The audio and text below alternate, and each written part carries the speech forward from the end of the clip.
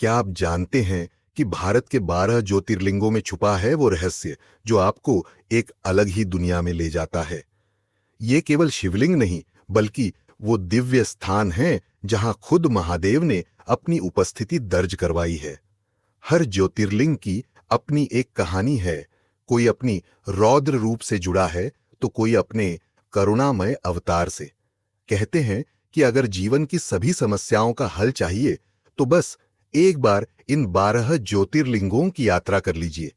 लेकिन क्या ये सच में उतने ही शक्तिशाली हैं जितना बताया जाता है?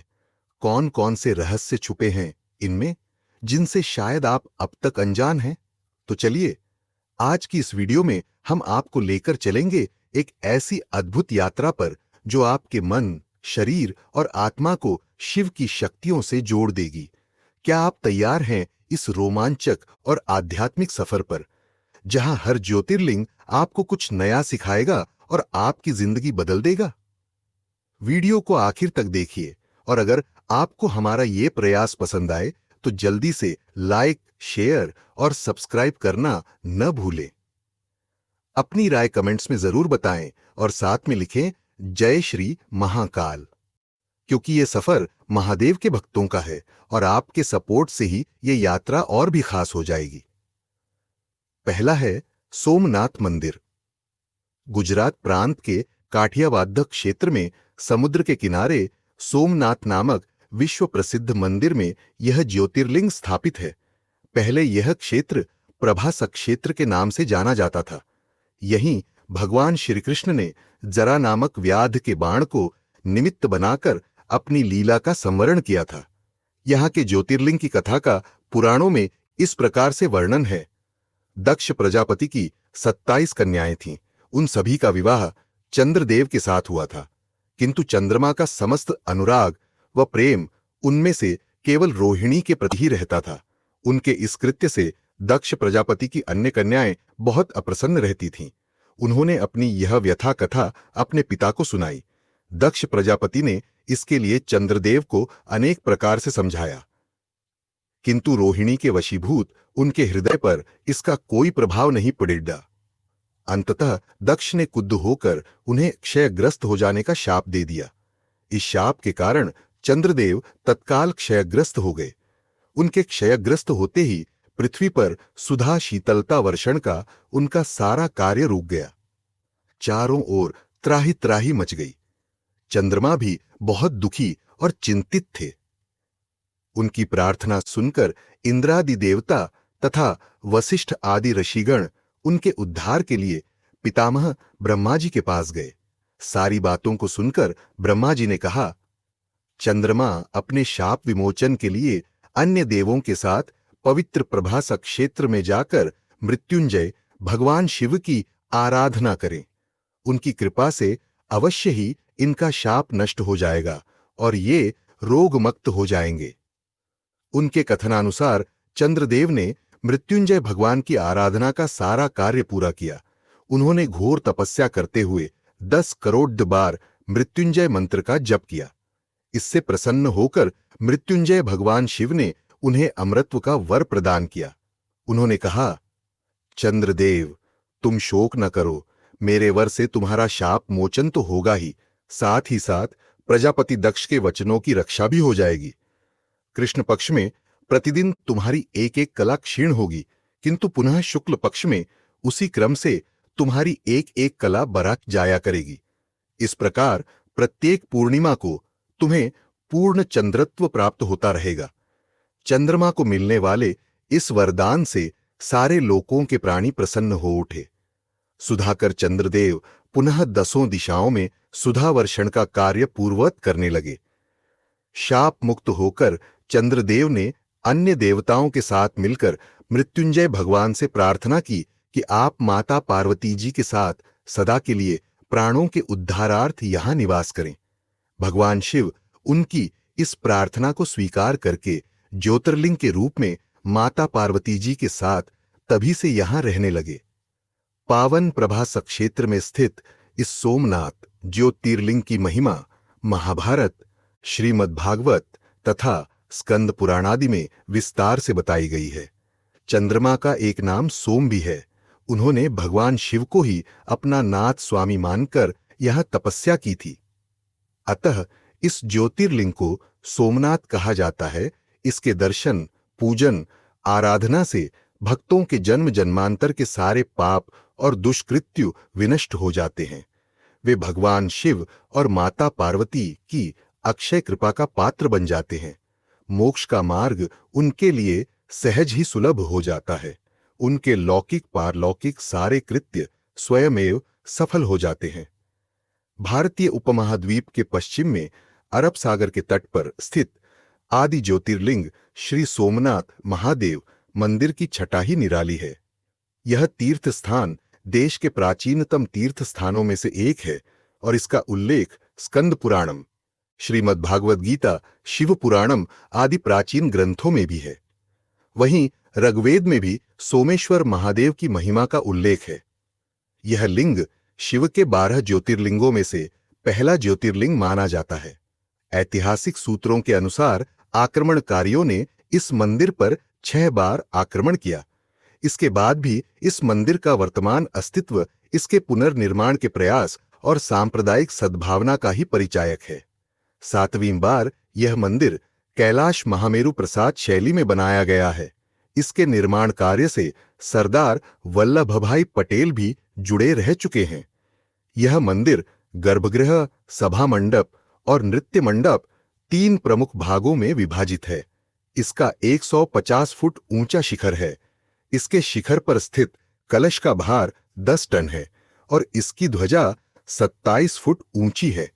मार्ग त्रिष्टाम्भ के विषय में ऐसा माना जाता है कि यह समुद्री मार्ग परोक्ष रूप से दक्षिणी ध्रुव में समाप्त होता है।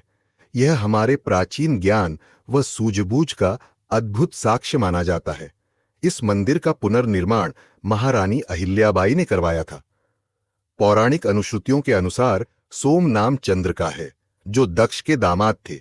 एक बार उन्होंने दक्ष की आज्ञा की अवहेलना की, जिससे कुपित होकर दक्ष ने उन्हें श्राप दिया कि उनका प्रकाश दिन प्रतिदिन धूमिल होता जाएगा। जब अन्य देवताओं ने दक्ष से उनका श्राप वापस लेने की बात कही तो उन्होंने कहा कि सरस्वती के मुहाने पर समुद्र में स्नान करने से श्राप के प्रकोप को रोका जा सकता है। सोम ने सरस्वती के मुहाने पर स्थित अरब सागर में स्नान करके भगवान शिव की आराधना की। प्रभु शिव यहां पर अवतरित हुए और उनका उद्धार किया। वह सोमनाथ के नाम से प्रसिद्ध हुए। दूसरा है मल्लिकार्जुन ज्योतिर्लिंग। मल्लिकार्जुन ज्योतिर्लिंग भगवान शिव का एक प्रसिद्ध ज्योतिर्लिंग है। यह ज्योतिर्लिंग आंध्र प्रदेश में कृष्णा नदी के तट पर स्थित है। भारतवर्ष में इस ज्योतिर्लिंग को दक्षिण भारत का कैलाश भी कहा गया है। मान्यताओं के अनुसार इसके दर्शन मात्र से ही सभी लोगों की मनोकामनाएं पूर्ण हो जाती हैं। हिंदू धर्म पुराणों में बताया गया है कि मल्लिका अर्जुन पुष्य लिका अर्जुन ज्योतिर्लिंग में भगवान शिव और माता पार्वती की संयुक्त रूप से दिव्य ज्योतियां विराजमान है। हिंदू धर्म में मल्लिकार्जुन ज्योतिर्लिंग को बहुत ही पवित्र ज्योतिर्लिंग माना गया है। श्री शैल पर्वत पर स्थित यह ज्योतिर्लिंग भगवान शिव के 12 ज्योतिर्लिंगों में से एक है। ऐसा माना जाता है कि इस पर्वत पर जो भी व्यक्ति भगवान भोलेनाथ की पूजा करता है उसे अश्वमेध यज्ञ के बराबर फल प्राप्त होता है और उसकी सभी मनोकामनाएं शीघ्र ही पूरी हो जाती हैं। मल्लिकार्जुन ज्योतिर्लिंग का इतिहास उस पौराणिक हिंदू कथा से जुड़ा हुआ है जब भगवान शिव के दोनों पुत्र कार्तिकेय और गणेश में इस बात की शर्त लगी कि उनमें से बड़ा कौन है। भगवान कार्तिकेय का मानना था कि वे भगवान गणेश से बड़े हैं, जबकि गणेश जी कहते थे कि वह कार्तिकेय से बड़े हैं। इस बात पर माता पार्वती और भगवान शिव ने कार्तिकेय और गणेश से कहा कि जो भी पृथ्वी की परिक्रमा लगाकर सबसे पहले हमारे पास आ जाएगा वही बड़ा होगा। इस बात को सुनकर कार्तिकेय अपनी सवारी मोर पर बैठकर पृथ्वी की परिक्रमा करने निकल गए। लेकिन चूहे की सवारी करने वाले भगवान गणेश के लिए यह काम मुश्किल था। भगवान गणेश बुद्धि के दाता माने जाते हैं, इसलिए उन्होंने अपनी बुद्धि का उपयोग किया और माता पार्वती और पिता शिव की 7 बार परिक्रमा की। इस तरह उन्हें पृथ्वी की परिक्रमा से प्राप्त होने वाले फल के अधिकारी बन गए। जब कार्तिकेय पृथ्वी की परिक्रमा कर वापस आए तब यह सब देखकर चौंक गए। गुस्से में विशाल पर्वत की ओर चल दिए कार्तिकी को मनाने के लिए माता पार्वती भी पर्वत पर पहुंची। इसके बाद भगवान शिव ने वहां ज्योतिर्लिंग के रूप में प्रकट होकर अपने दर्शन दिए। तभी से शिव का यह ज्योतिर्लिंग मल्लिकार्जुन ज्योतिर्लिंग के नाम से विख्यात हुआ। अगला है महाकाल ज्योतिर्लिंग। उज्जैनी में राजा चंद्रसेन का राज था।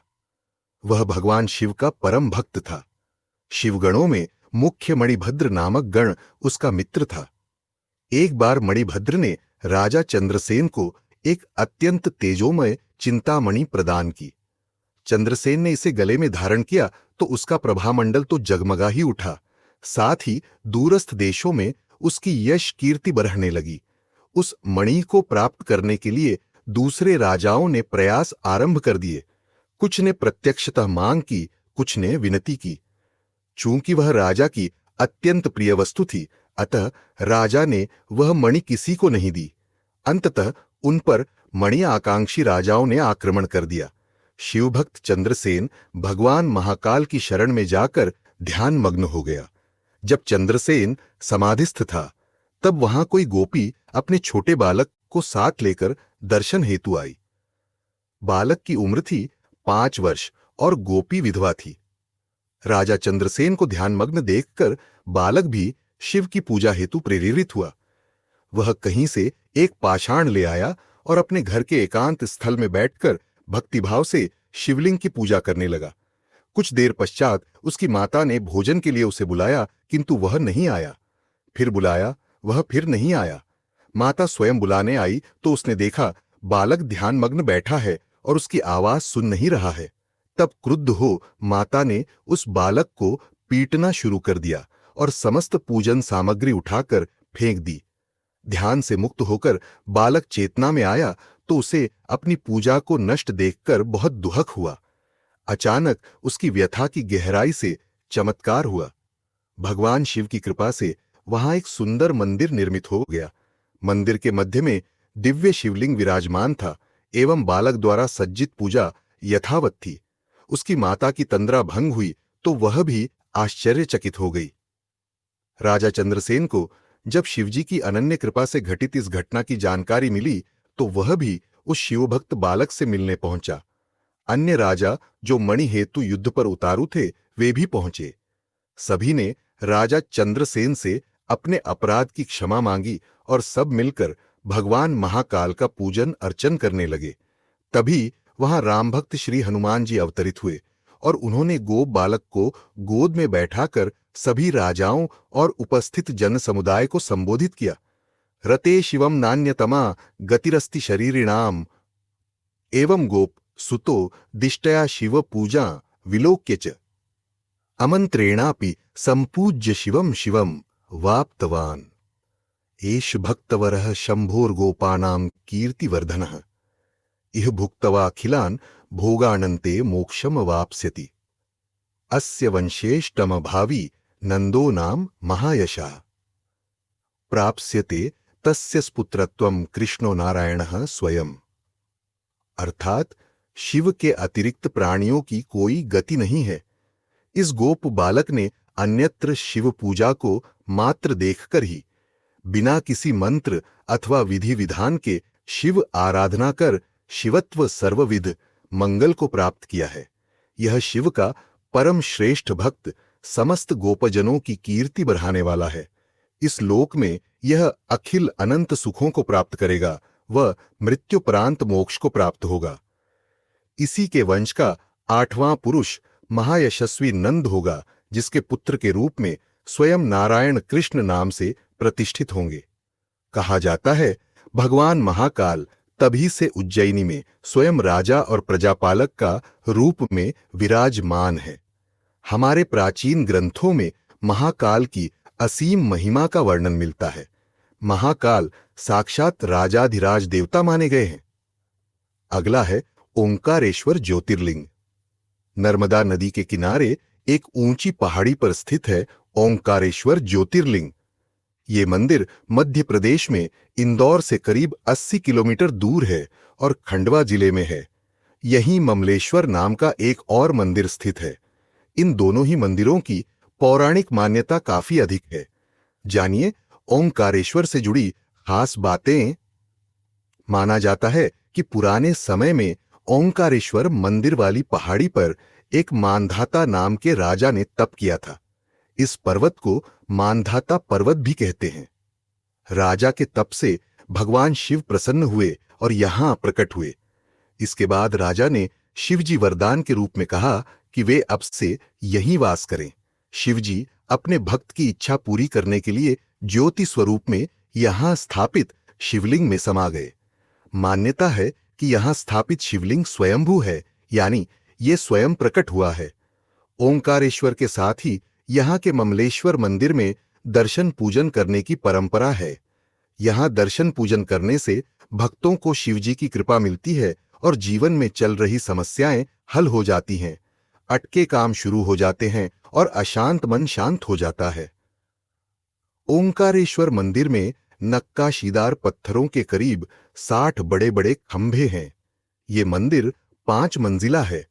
पांचों मंजिलों पर अलग अलग देवी देवताओं के मंदिर हैं।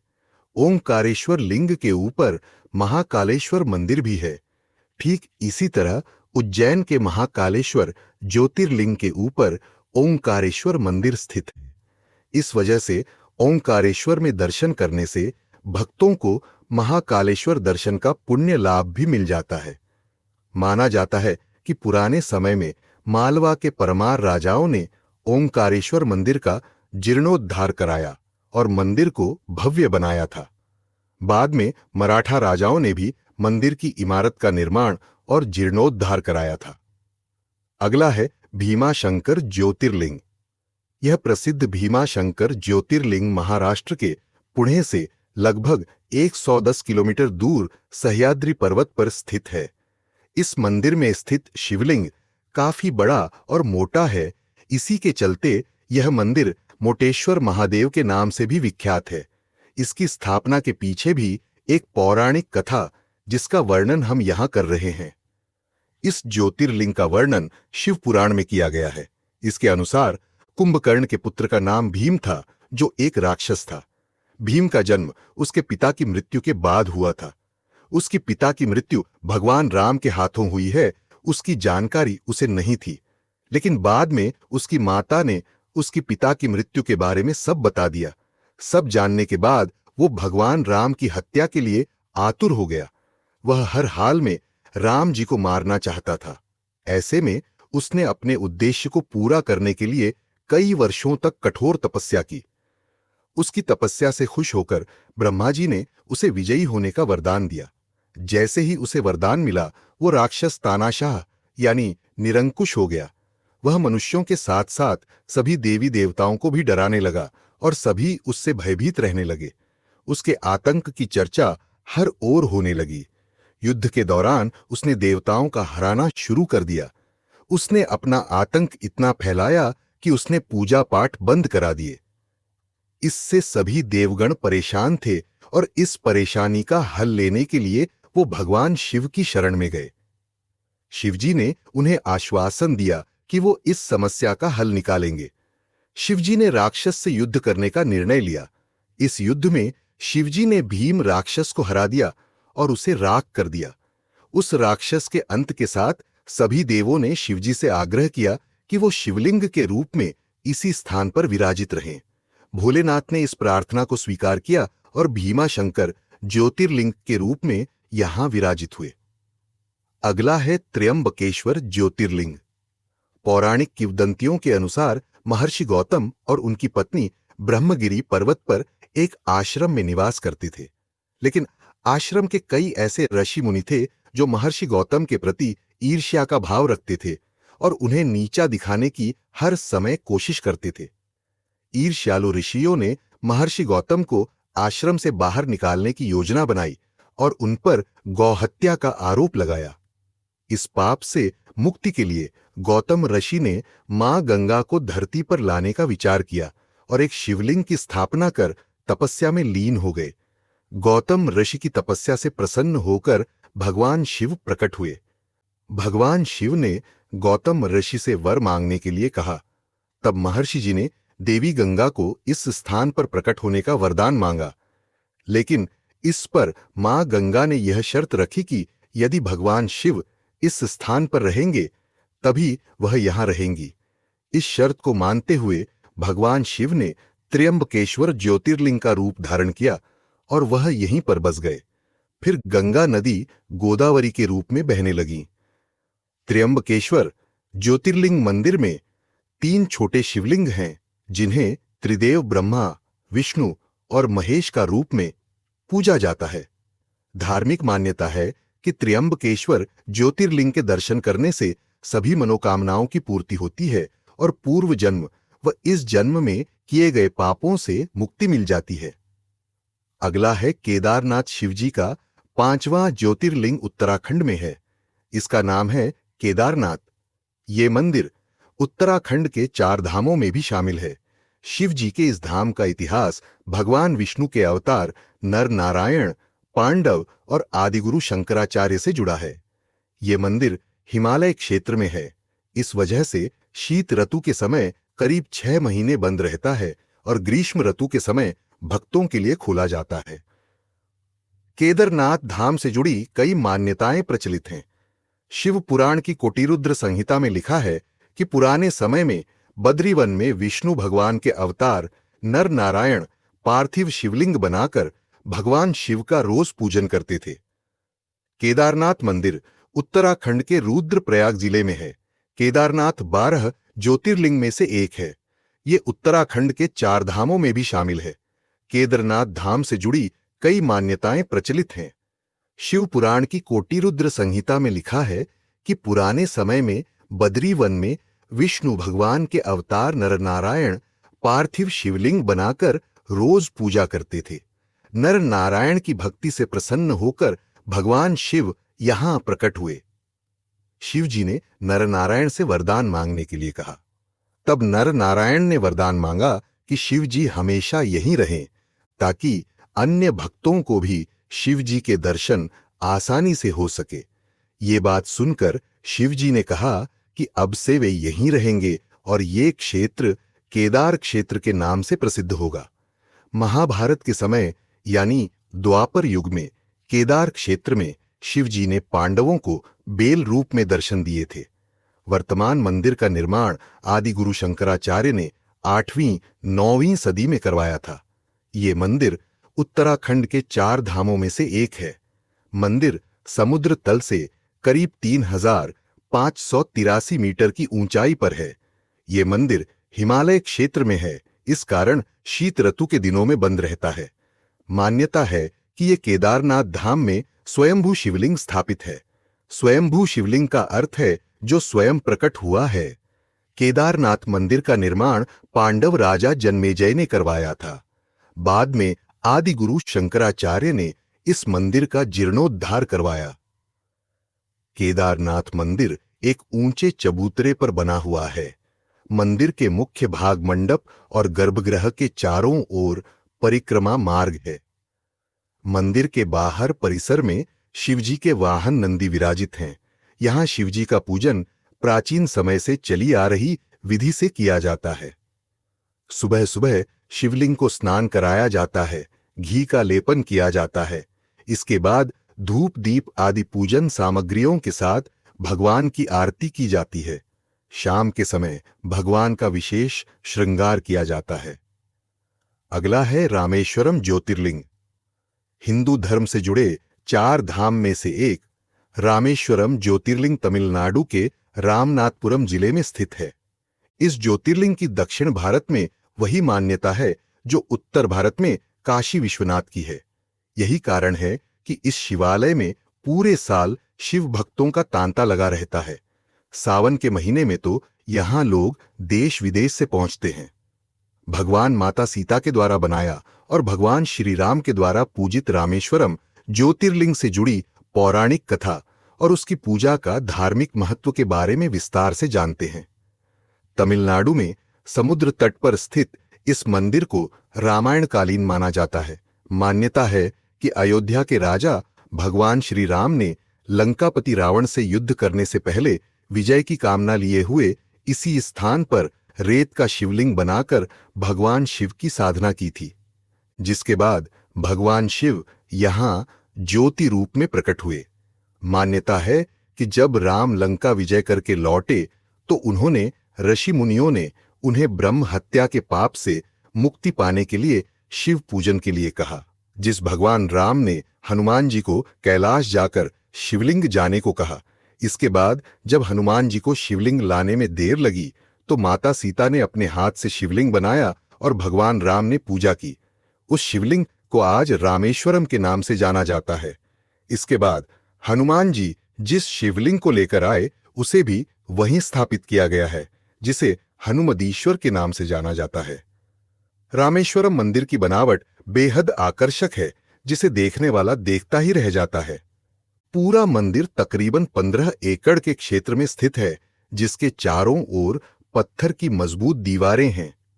इस मंदिर का प्रवेश द्वार 40 मीटर ऊंचा है। यह मंदिर अपने गलियारे के लिए भी जाना जाता है। बेहद खूबसूरत गलियारे में 108 शिवलिंग और गणपति के दर्शन होते हैं। गलियारे की नक्काशी देखते ही बनती है। रामेश्वरम मंदिर के भीतर 24 कुएं हैं।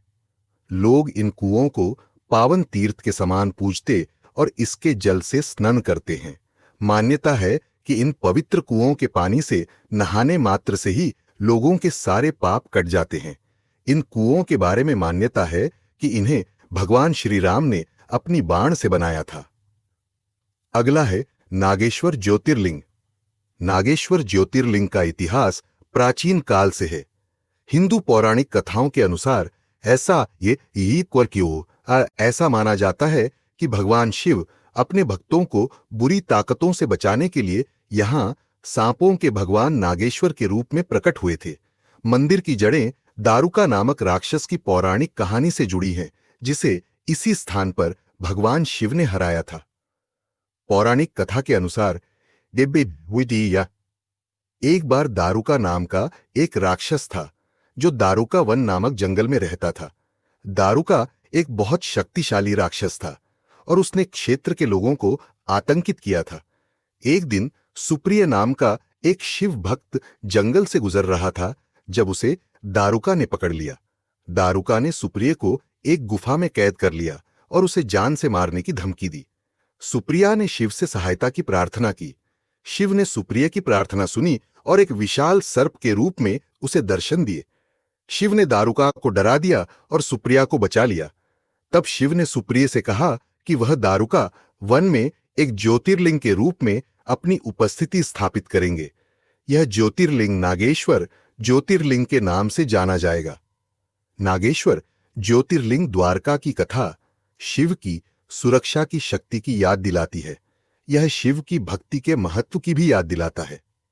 नागेश्वर ज्योतिर्लिंग मंदिर भगवान शिव की दिव्य शक्ति का स्थान माना जाता है। नागेश्वर ज्योतिर्लिंग मंदिर दर्शकों और उपासकों को सर्प के जहर से बचाने की क्षमता रखता है। जो व्यक्ति स्वच्छ मन से नागेश्वर का ध्यान करते हैं, वे सभी भौतिक और आध्यात्मिक विषाक्त पदार्थों, माया, पाप, क्रोध और प्रलोभन से मुक्त हो जाते हैं। नागेश्वर शब्द नागों का राजा को संदर्भित करता है, जो हर समय भगवान शिव के गले में लिपटा रहता है। जो व्यक्ति इस मंदिर में प्रार्थना करता है, उसे सांपों से कोई नुकसान नहीं होगा और यह गहरी मान्यता मंदिर को अद्वितीय महत्व प्रदान करती है, जो हजारों अनुयायियों को आकर्षित करती है। अगला है काशी विश्वनाथ ज्योतिर्लिंग। किंवदंतियों के अनुसार जब भगवान शिव और माता पार्वती का विवाह हुआ था, तब भोलेनाथ का निवास स्थान कैलाश पर्वत था और पार्वती मां अपने पिता के घर रहती थीं, लेकिन उनका मन यहां नहीं लग रहा था। एक बार जब शिव जी माता पार्वती से मिलने आए तो माता ने उन्हें अपने साथ ले जाने की प्रार्थना की। माता पार्वती की बात मानकर भगवान शिव उन्हें काशी ले आए और तब से यहीं बस गए। धार्मिक मान्यताओं के अनुसार भगवान शिव की यह नगरी उनके त्रिशूल की नोक पर बसी हुई है और बाबा विश्वनाथ को विश्वेश्वर यानी विश्व के शासक के नाम से भी जाना जाता है। धार्मिक मान्यताओं के अनुसार बाबा विश्वनाथ का यह मंदिर युगों युगांतर से यहां मौजूद है, जिसका उल्लेख महाभारत जैसे पौराणिक वेद ग्रंथ में किया गया है, लेकिन 11वीं सदी में राजा हरिश्चंद्र ने करवाया था। कई महान साधु संत जैसे आदिगुरु शंकराचार्य, स्वामी विवेकानंद, रामकृष्ण परमहंस, गोस्वामी तुलसीदास भगवान काशी विश्वनाथ ज्योतिर्लिंग के दर्शन कर चुके हैं। बता दें कि इस भव्य धाम की संपदा को लूटने के लिए कई मुगल आक्रांताओं ने इस मंदिर पर आक्रमण किया। मंदिर पर आक्रमण और पुनर्निर्माण का क्रम 11वीं सदी से 15वीं सदी के बीच समय समय पर चलता रहा। वर्तमान समय में भगवान विश्वनाथ के दर्शन के लिए जिस मंदिर में लाखों की संख्या में लोग आते हैं, उसका निर्माण वर्ष 1880 में महारानी अहिल्याबाई होलकर ने कराया था और फिर कई राजाओं ने इस मंदिर में पूजा पाठ और दान किया था। वैदिक पुराणों में बताया गया है कि काशी में भगवान विष्णु के अश्रु गिरे थे, जिससे बिंदु सरोवर का निर्माण हुआ था। साथ ही पुष्करणी का निर्माण भी उन्हीं के चिंतन से हुआ था। बाबा विश्वनाथ के दर्शन से पहले उनके गण भैरवनाथ के दर्शन को अनिवार्य माना जाता है। मान्यता है कि काशी के कोतवाल अर्थात काल भैरव की अनुमति के बिना दर्शन का फल प्राप्त नहीं होता है। काशी को मोक्षदायिनी भी कहा जाता है। ऐसा इसलिए क्योंकि जो मनुष्य यहाँ शरीर त्यागता है वह सांसारिक बंधनों से मुक्त हो जाता है और उसे मोक्ष की प्राप्ति होती है। यही कारण है कि कई लोग काशी में अपने जीवन का अंतिम समय व्यतीत करते हैं। अगला है घृष्णेश्वर ज्योतिर्लिंग। महाराष्ट्र के औरंगाबाद जिले के दौलताबाद से करीब 12 किमी दूर स्थित है 12वां ज्योतिर्लिंग घृष्णेश्वर। औरंगाबाद से करीब 110 किमी दूर अजंता की गुफाएं और करीब 30 किलोमीटर दूर एलोरा की गुफाएं। घृष्णेश्वर जाने वाले अधिकतर लोग इन गुफाओं की सैर भी जरूर करते हैं। शिव पुराण के मुताबिक घृष्णेश्वर ज्योतिर्लिंग के दर्शन मात्र से ही शिव भक्त पापों से मुक्त हो जाता है। घृष्णेश्वर मंदिर की शयन आरती का महत्व काफी अधिक है। मंदिर में 101 शिवलिंग बनाकर पूजा की जाती है। यहां आने वाले भक्त 101 परिक्रमाएं भी करते हैं। मंदिर के पास ही एक सरोवर भी है। भक्त घृष्णेश्वर के साथ ही इस सरोवर के दर्शन करने भी आते हैं। यहां एक लक्ष्य विनायक नाम का प्राचीन गणेश मंदिर भी है। ये मंदिर 21 गणेश पीठों में से एक माना जाता है। घृष्णेश्वर मंदिर की प्राचीन इमारत मुगल और मराठा राजाओं की लड़ाई में कई बार नष्ट हुई थी और कई बार इसे फिर से बनाया गया। इंदौर की रानी अहल्याबाई ने 18वीं शताब्दी में वर्तमान मंदिर का पुनर्निर्माण करवाया था। मंदिर में दक्षिण भारतीय मंदिरों की जैसी वास्तुकला शैली दिखाई देती है।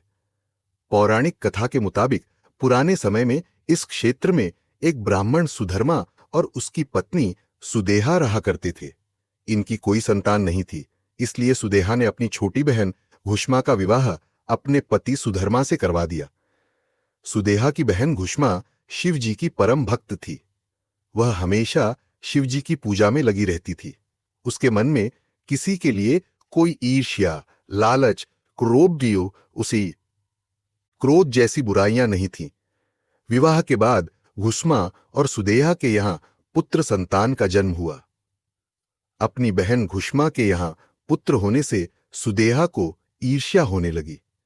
सुदेहा के मन में जलन की भावना इतनी बढ़ गई कि एक दिन उसने अपनी ही बहन के बेटे की हत्या कर दी। हत्या के बाद बालक का शव एक कुंड में डाल दिया। जब ये बात घुष्मा को मालूम हुई तो वह बिल्कुल ही डरी नहीं, निराश नहीं हुई।